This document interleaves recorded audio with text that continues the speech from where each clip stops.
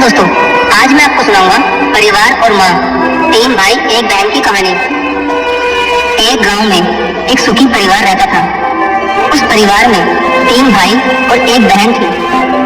उनके माँ बाप उन चारों से बेहद प्यार करते थे, मगर बीच वाले बेटे से थोड़ा परेशान थे, क्योंकि बड़ा बेटा पढ़ लिख कर डॉक्टर बन गया और छोटा बेटा भी पढ़ लिख कर इंजीनियर बन गया था। मगर उनका बीच वाला बेटा बिल्कुल गंवार और आवारा ही बनकर रह गया। अब उनके 2 बेटे डॉक्टर और इंजीनियर ने शादी भी कर ली थी, और कुछ महीनों के बाद ही उनकी बेटी की भी एक अच्छे घराने में शादी हो गई थी। मगर बीच वाला बेटा अभी भी कुंवारा ही था, क्योंकि वो बिल्कुल अनपढ़ था और कहीं पर मजदूरी का छोटा सा काम करता था। इसलिए उसे शादी के लिए कोई भी लड़की नहीं मिल रही थी, और उसके माँ बाप उससे बहुत परेशान हो चुके थे। अब जब भी उसकी बहन अपने मायके आती तो पहले वो अपने डॉक्टर और इंजीनियर भाइयों से मिलती थी, मगर बीच वाले भाई से वो बहुत कम मिलती थी, क्योंकि वो उसे ज्यादा पैसे नहीं दे पाता था।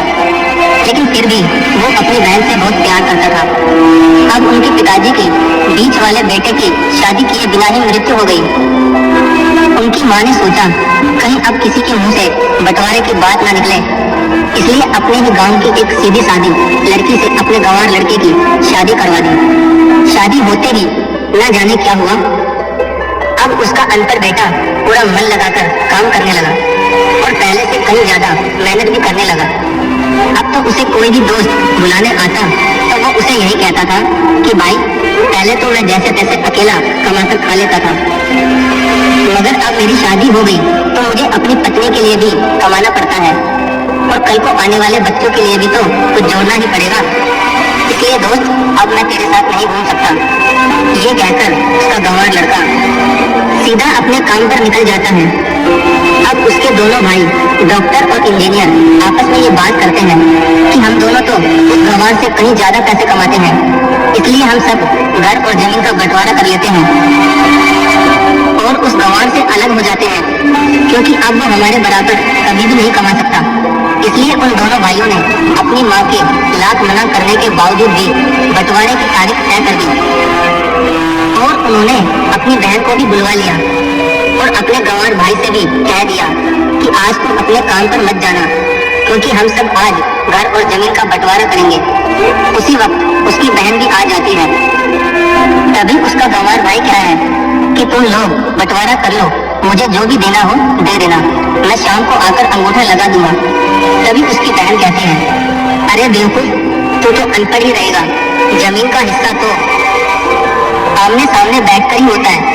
तभी उसके दोनों भाई भी बीच वाले गंवार भाई को उल्टा सीधा कहते हैं। तब उसकी माँ भी उसे कहती है कि बेटा आज तू काम पर मत जा, बंटवारा तेरे सामने ही होगा तो ही अच्छा है। उसी वक्त वकील भी आ जाता है। तभी वकील कहता है कि आपका सारा हिस्सा मिलाकर 10 बीघा जमीन है और आपका घर है।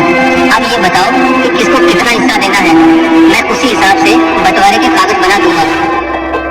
उसी वक्त उनका गंवार भाई कहता है कि वकील साहब 5-5 बीघा मेरे दोनों भाइयों के नाम लिख दो, और ये जो हमारा मकान है ये मेरी प्यारी बहन के नाम कर दो। तभी उनके दोनों भाई और बहन पूछते हैं कि और तू हिस्से में क्या लेगा? तभी उनका गंवार भाई कहता है कि मेरे हिस्से में मेरी प्यारी माँ है ना। और तभी वो अपनी पत्नी की तरफ मुस्कुराते हुए कहता है कि क्यों मेरी प्यारी पत्नी, क्या मैंने गलत कहा क्या? उस गंवार की पत्नी अपनी सास से लिपट कर कहती है कि माँ से बड़ी वसीयत क्या होगी मेरे लिए। और उसी वक्त उसका गंवार पति भी अपनी माँ से लिपट जाता है।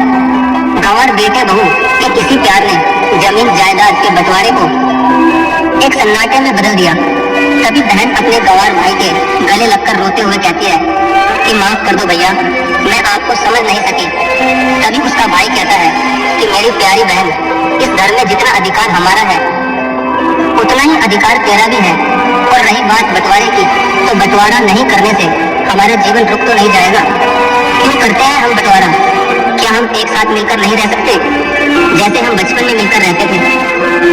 एक साथ मिलकर रहने को ही तो कहते हैं एक अच्छा परिवार, और उस अच्छे परिवार को संभालती है एक माँ। तभी उसके दोनों भाई भी बहुत शर्मिंदा होते हैं और वो बंटवारे के सभी कागज फाड़ कर फेंक देते हैं, और उस दिन के बाद से ही उनका पूरा परिवार खुशी खुशी एक साथ ही रहने लगा। तो दोस्तों, ये थी परिवार और माँ